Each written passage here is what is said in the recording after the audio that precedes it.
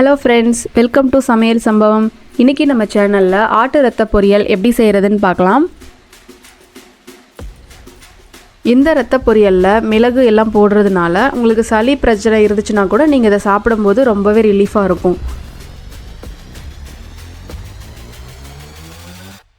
இந்த ஆட்டு ரத்தத்தில் இரும்பு சத்து ரொம்பவே அதிகமாக இருக்குது. அப்புறம் புரோட்டீனும் ரொம்ப அதிகமாக இருக்குது. அதனால் நீங்கள் வாரத்துக்கு ஒரு தடவை கூட இந்த ரத்த பொரியல் செஞ்சு சாப்பிடலாம். இது செய்கிறதும் ரொம்பவே ஈஸி.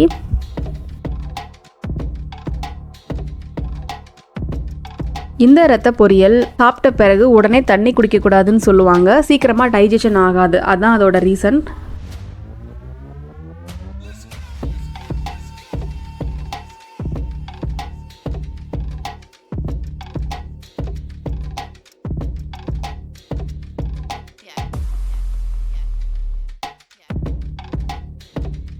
இப்போ வாங்க இது எப்படி செய்கிறதுன்னு பார்க்கலாம். ஆட்டு ரத்த பொரியல் பண்ணுறதுக்கு 3 ரத்தம் வாங்கியிருக்கோம். இது உப்பு போட்டு உரைய வச்சு கொடுப்பாங்க. அடுத்ததாக ஒரு அரை முடி தேங்காய் எடுத்திருக்கேன். அரை டேபிள் ஸ்பூன் அளவு ஜீரகம், 1 டேபிள் ஸ்பூன் மிளகு, உப்பு தேவைக்கேற்ற மாதிரி போட்டுக்கோங்க.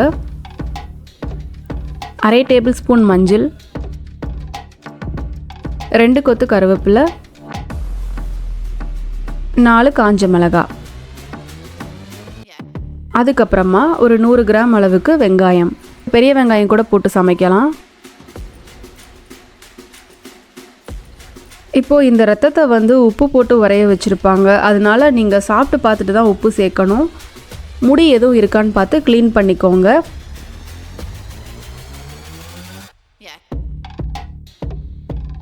இங்கே பாருங்கள், இது எப்படி ஜெல்லி மாதிரி இருக்குன்ட்டு. இந்த மாதிரி தான் கடையிலையும் கொடுப்பாங்க. ஸ்மெல் வராத அளவுக்கு பார்த்து வாங்கிக்கோங்க.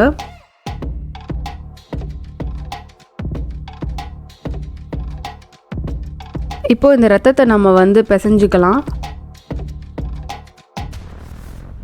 இதுக்கப்புறம் இதில் முடி எதுவும் இருக்கான்னு நீங்கள் செக் பண்ணிக்கணும். நீங்கள் கையில் பிசைய கஷ்டமாக இருக்குதுன்னு சொல்லி மிக்சியில் போட்டிங்கன்னா அந்த முடி எல்லாமே அடிபட்டுரும். அதனால் கையில் மட்டும்தான் இதை இந்த மாதிரி பிசைஞ்சுக்கணும்.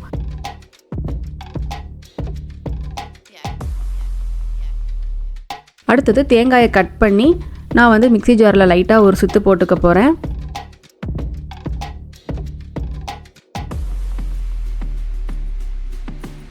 தேங்காய் ரெடியாக இருக்குது.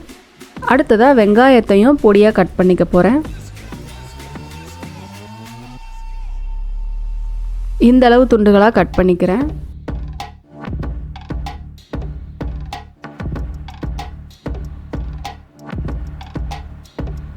இப்போது வெங்காயம் கட் பண்ணியாச்சு. அடுத்து மிளகாய் ரெடியாக இருக்குது. இதோட விதைகளை கூட நீங்கள் நீக்கிக்கலாம். அடுத்ததாக ரத்தத்தை நல்லா பிசைஞ்சு எடுத்துட்டேன். இதில் இருக்க முடி எல்லாமே க்ளீன் பண்ணி எடுத்தாச்சு. இப்போ இதை சமைக்க ஆரம்பிச்சிடலாம்.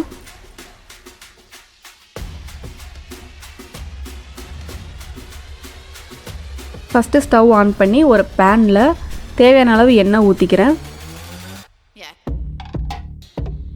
இதில் வரமிளகாய் சேர்த்துக்கலாம். அடுத்ததாக கருவேப்பிலை சேர்த்துக்கிறேன்.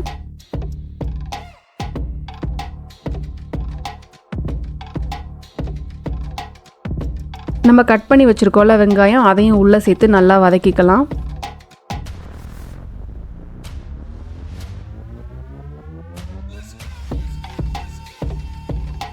இப்போது வெங்காயம் ஓரளவு வதங்கிருச்சு. இதில் நம்ம ரெடி பண்ணி வச்சுருக்கிற ரத்தத்தையும் உள்ளே சேர்த்துக்கலாம்.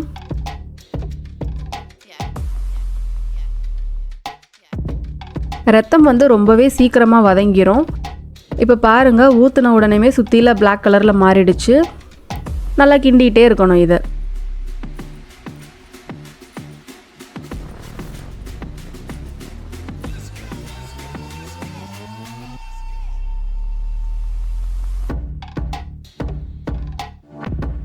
இப்போ முக்கால்வாசி ரத்தம் வெந்துருச்சு.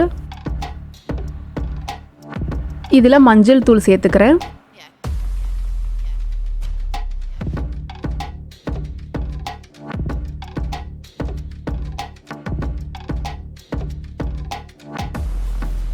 இப்போ ரத்தம் நல்லா வெந்துருச்சு.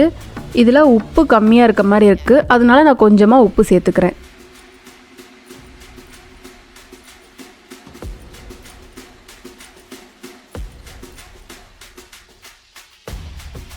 ஜீரகம் மிளகை நல்லா மிக்சியில் அடித்து எடுத்துகிட்டு வந்திருக்கேன். அந்த பவுடரையும் உள்ளே சேர்த்துக்கலாம்.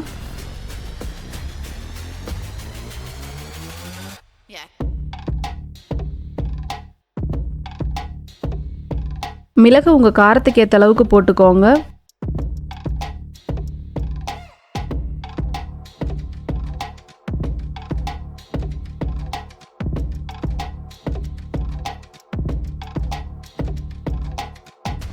இப்போது தண்ணி எதுவும் இல்லாமல் ரெடியாக இருக்குது.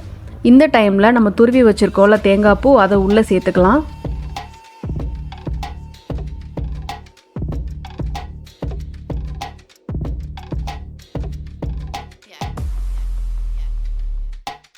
இப்போது சூப்பராக ரெடி ஆயிடுச்சு. நம்ம இதை சர்வ் பண்ணிடலாம்.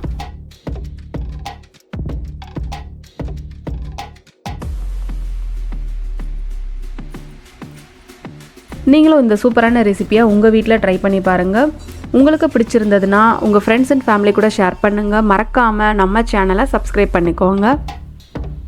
கூடவே இருக்க பெல் ஐக்கானையும் கிளிக் பண்ணிக்கோங்க.